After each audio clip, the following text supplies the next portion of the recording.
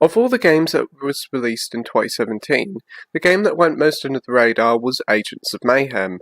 Created by Saints Row developer Volition, Agents of Mayhem is a loosely based spin-off to that popular franchise, but with a superhero twist.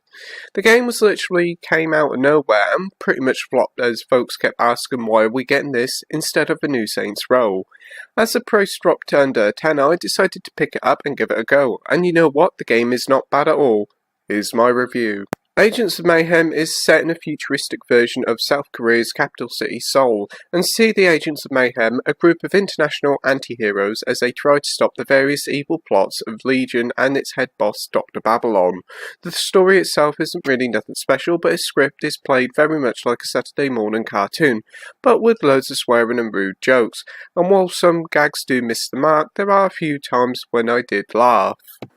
Gameplay-wise, the game is an open-world action game that sees you exploring the city of Seoul while killing enemies, completing missions and stopping Legion altogether. Seoul itself is a fairly decent-sized area that does house most of the game's missions and activities, though it does feel the open world is a bit empty and lifeless with not many NPCs about. Missions themselves are your typical run here and shoot the enemies and hack something, and while that may sound like nothing special, each of the shootouts you have are fast, fun and frantic, and it also helps when fighting as different agents, as you do have different tactics when fighting, so that does avoid some repetitiveness. Though it should be said that some missions see you infiltrating Legion lairs, and these are procedurally generated lairs that always use the same handful of rooms and just mix the order up. It makes these lairs very repetitive and rather boring to go through, and it's probably the weakest part of the game. The game's major selling point and its biggest mechanic is the ability to swap between the agents during the game. See, before you head off to Seoul, you can pick 3 of the 12 agents to take with you, and you can swap between the 3 anytime during the game. It's a great concept that actually works really rather well and encourages you to mix up teams of agents for different experiences. As for the agents themselves, the 12 available, 13 if you count the Johnny Gat DLC that comes with day 1 copies of the game, feel like they've been inspired by Overwatch's popularity, as the agents come from all around the world and they all have their own unique personalities and weapons. The agents are certainly a varied bunch. You have Daisy, a foul-mouthed hockey player with a minigun, Hollywood, a smug self-centered actor, and Fortune, a sky pirate with a drone that stuns enemies and has 2 handguns for weapons. Each of all the agents can be upgraded with various extra abilities and buffs to make them a force to be reckoned with.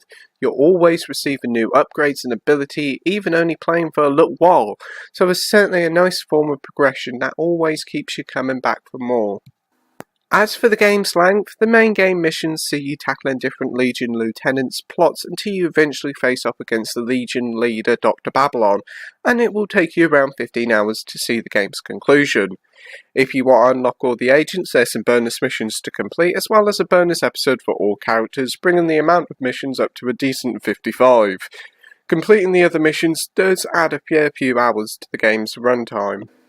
As for the other extra content, there are mini contracts for each agent, as well as your typical open world activities that regenerate every couple of hours. There are also 300 odd upgrade crystals that can, have a guess what, upgrade your character, and these are all scattered around the open world, and these can be a bit of a pain to nab if you want to get them all. A nice touch is the game does feature 15 different difficulty modes, varying from super easy to ultra hard. With each difficulty, not only does the difficulty go up, but you also gain more money and XP the higher the difficulty is. So it's a nice risk-reward system that is a good excuse to replay older missions. Really well. Presentation-wise, the game looks rather nice, with a fun, cartoony art style that works really well. It's just a shame that Seoul looks a bit boring and plain, with plenty of the same old buildings with hardly any standout vistas. The frame rate does take a dip when the action gets busy, even on PS4 Pro, which is a shame. Another disappointment is that the game also is prone to some strange glitches that force you to exit and restart the game, which is a pain. But one of the more impressive things in the game was the animated cutscenes that look straight out of a Saturday morning cartoon, and does add quite a bit of personality to the game. Conclusion time now, and Agents of Mayhem may be a flawed game, but I had a lot of fun with it. Yes, its open world feels lifeless, and some of the missions are repetitive, But the game's agents are really the game's saving grace, as they bring much variety to the game and the shooting is top notch, and it also helps that the game is very lengthy. Overall, I give Agents of Mayhem a 7 out of 10 with the title of good. Thank you for watching my review, like, rate and subscribe, and until next time, happy gaming. Bye!